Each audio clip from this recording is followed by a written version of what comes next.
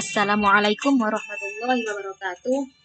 Dalam video kali ini saya akan membahas mengenai tafsir Al-Idris karya Kyai Haji Bisri Mustafa. Sebelum membahas seputar kitab tafsir Al-Idris ini, alangkah baiknya kita mengetahui terlebih dahulu siapa pengarangnya.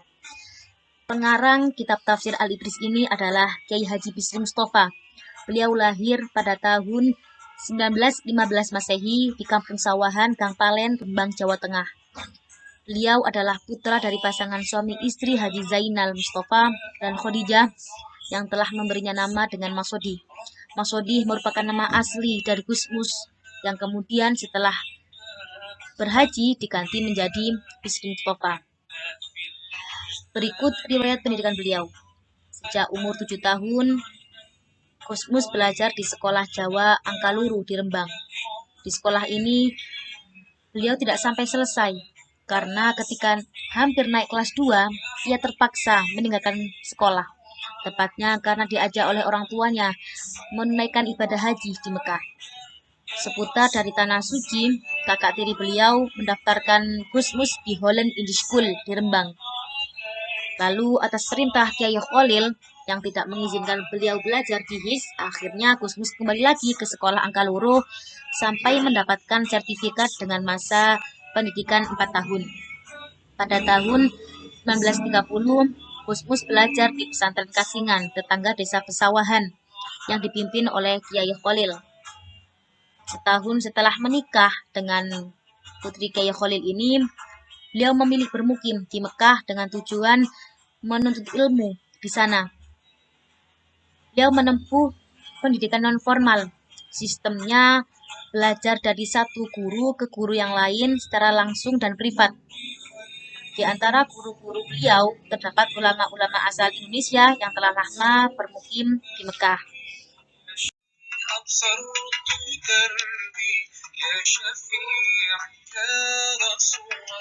Inilah karya-karya Kyai Haji Bisri Mustafa yang meliputi bidang akidah, tafsir, hadis, syariah, akhlak, bidang ilmu bahasa Arab, bidang ilmu sejarah, dan bidang ilmu mantik atau logika.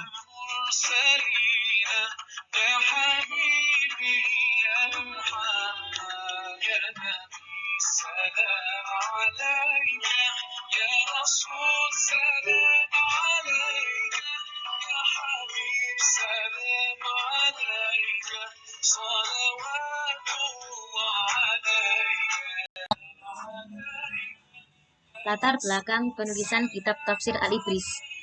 Di dalam mukaddimah kitab ini, Gusmus menulis tentang latar belakang penulisan kitab ini, yakni berisikan Al-Quran Al-Karim sudah banyak diterjemahkan oleh para ahli terjemah.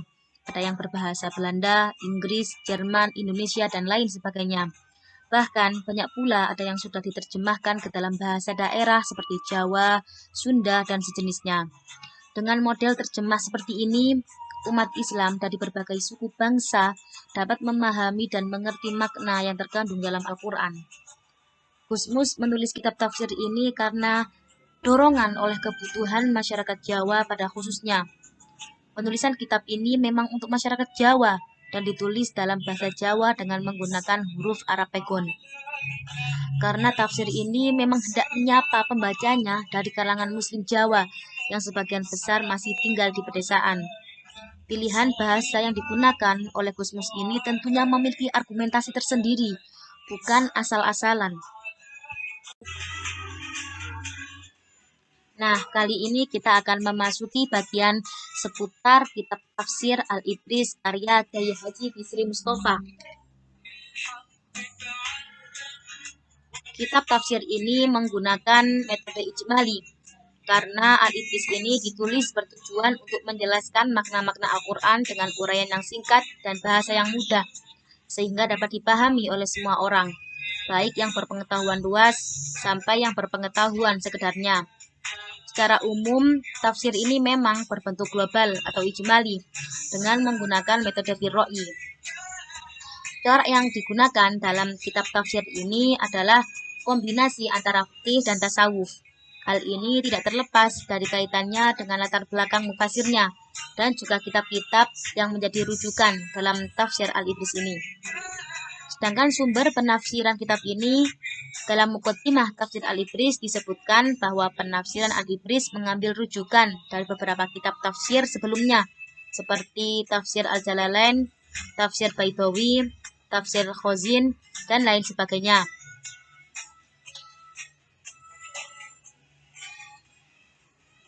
Jika ditinjau dari sistem penjelasan, penafsiran ayat tafsir Al-Ibris ini dipaparkan secara deskriptif atau bayani.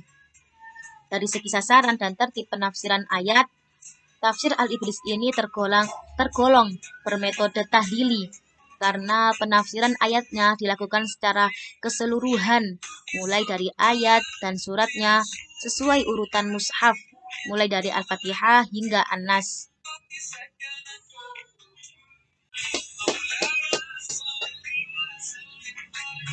Inilah sistematika kitab Al-Ibris. Kitab tafsir Al-Ibris ini dicetak 30 jilid dan sistematikanya adalah sebagai berikut.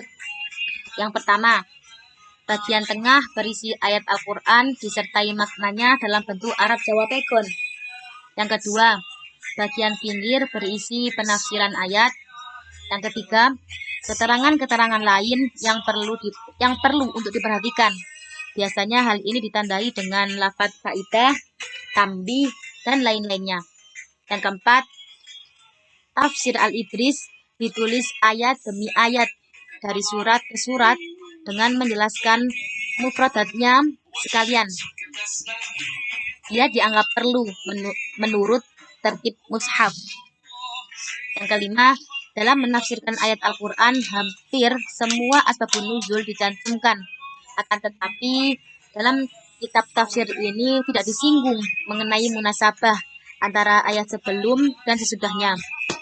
Yang keenam, terkadang di dalamnya dikemukakan pula beberapa pendapat dari para mufassir terdahulu tanpa ada tarjih yang disebutkan. Dan kadang-kadang juga Gusmus ini terlihat lebih condong pada salah satu pendapat yang disebutkan. Berikut contoh penafsiran dalam kitab tafsir Al-Ibris.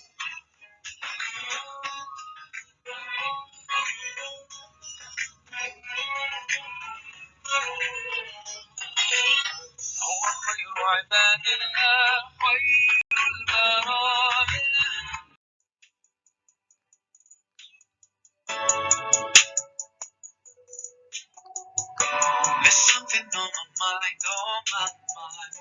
I just can't get it right, can't get it right. It doesn't go away, doesn't go away.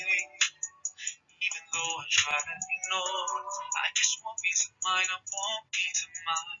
I feel like breaking down time after time, and it keeps coming back, oh it's coming back. Yeah, all my life, doubting was a part of me, day and night, fight my insecurities, asking why am I, who am I just want some peace of mind. Oke, cukup sekian video dari saya. Apabila ada kurangnya, saya pribadi mohon maaf sebesar-besarnya. Terima kasih. Wassalamualaikum warahmatullahi wabarakatuh.